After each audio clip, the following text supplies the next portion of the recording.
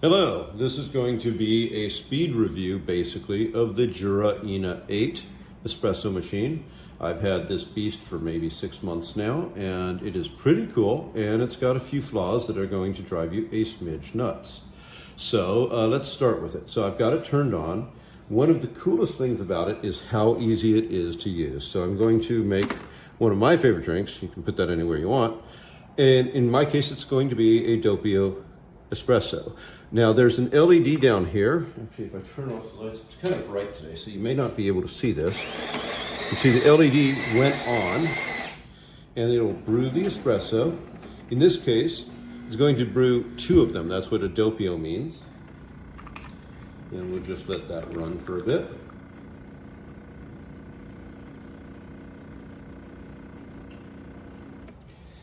So now it's going to start the second one.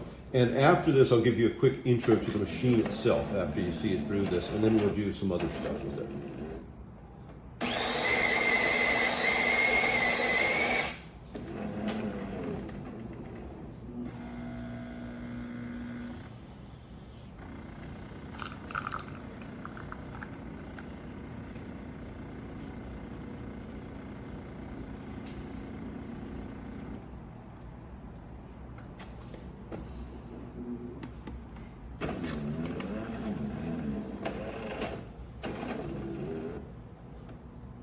All right, so we got our espresso. Turn the light back on. And as you can see, it's got some decent crema. It's actually a really good espresso. You do have to fine tune a bit, and we were able to do that when it popped up. It was telling, we could see the number of milliliters that it was serving. You can change a lot of these things with the program button, and that's this guy here. You've got, oh, you have to hold it. That's one of the weird things about this. You have to hold it, and then you have machine status, product settings, or machine settings. So in product settings, you can go in and set each one of them individually. So we could set the volume and the coffee strength of the latte macchiato, and then the temperature, the milk foam, and the interval, how long it waits.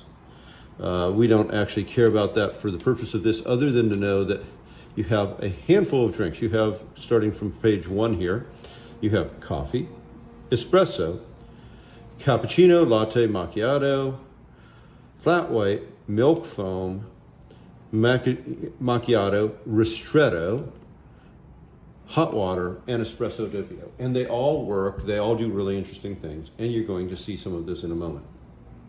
What else do you know up front? Well, it's easy to maintain. The pucks, the used espresso comes out here. You do have to empty out this also. It fills up with water. It's really easy to empty. And that is 90% of your maintenance. I'm going to cover the other 20% of your maintenance because it's different than on a Seiko, a Gaggia, or a Philips, for example. With the Jura, this is what you take apart. And you can pull the water thing off. But you don't pull the water thing off. I don't pull the water thing off. That is, there with a Gaggia or a Seiko or a Philips, you pull out the brew group, what's under here basically, and you have to clean it, replace the seals, etc. You don't do that with a Jura.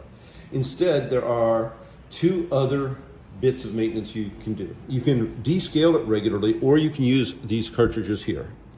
This cartridge here is one of these. It's a Ethereal Smart Mini cartridge. The machine comes with, I think, 2 of them, at least 1. And as long as you use it, you never have to descale the machine. I tend to use distilled water anyhow, but you never have to descale the machine. It has to be replaced on average, maybe every 3 months. Sadly, it costs $20 a piece. So that's going to be part of your maintenance cost, but it means you save all that time on not descaling. What about cleaning? Well, Jura sells these tablets, which are the required way of cleaning it. This is a 4-pack available on Amazon. 4-pack available on Amazon for basically $4 a tablet. And every couple of months, maybe every, I guess actually in my case, probably about once a month, I have to clean it, and a little thing will show up there to tell us that. And all you do is you put it in cleaning mode and you put the tablet in here. This is the bypass doser. This is where you put pre-ground coffee if you have pre-ground coffee. I don't tend to use pre-ground coffee. I only use beans. So maintenance of this machine is extremely simple. Although now it thinks that I want to do pre-ground coffee, so that's going to be a trick.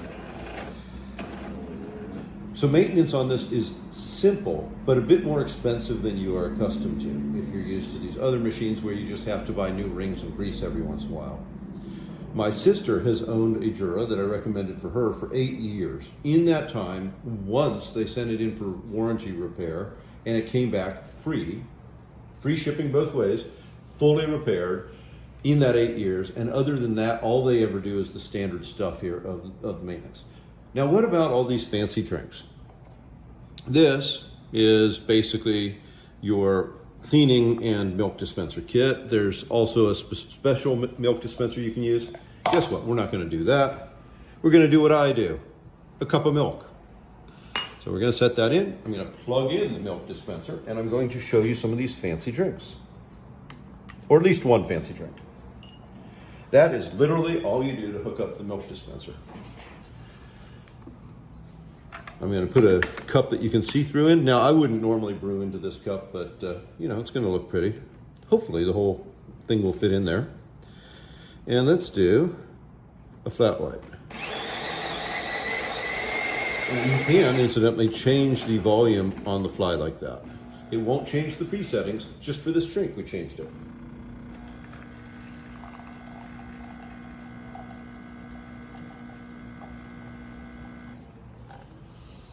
Now watch the milk level also.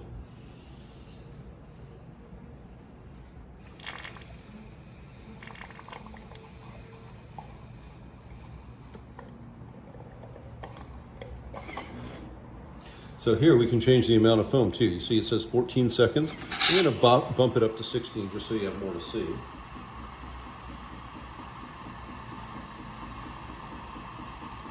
And as you can see, the milk is coming out of the cup, but it's getting frothed and turning into a lot more milk there. Oh, I may not have enough milk in there. Oh, just barely. And briefly, it said enjoy and save. If I said save, it would overwrite the default settings. And what we get out of this is a very pretty drink. And that last little spurt was it cleaning itself a bit. You can do many, many of these drinks in a row. It works pretty fast. There are some downsides. If you use the milk dispenser, you are supposed to clean it afterwards using their original cleaning fluid.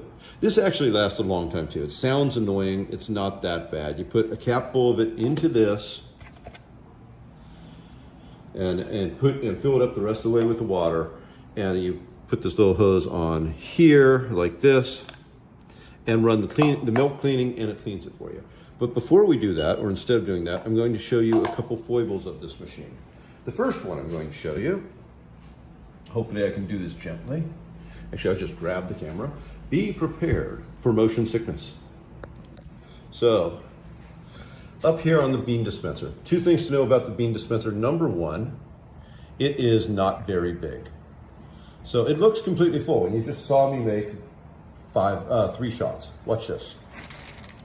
Not completely full. It's not even close to full at this moment. It holds enough for maybe about 10, 12 shots perhaps, depending on what you dose them for. But the bigger problem is you have to shake it once in a while, or it will think it's out of beans because it doesn't tamp them down all by itself. And as I said, we had a completely empty container a moment ago. It doesn't look completely full now, but this only holds 8 shots worth of pucks. So you have to check and jigger the beans regularly. You have to empty the pucks regularly. And this water holder here,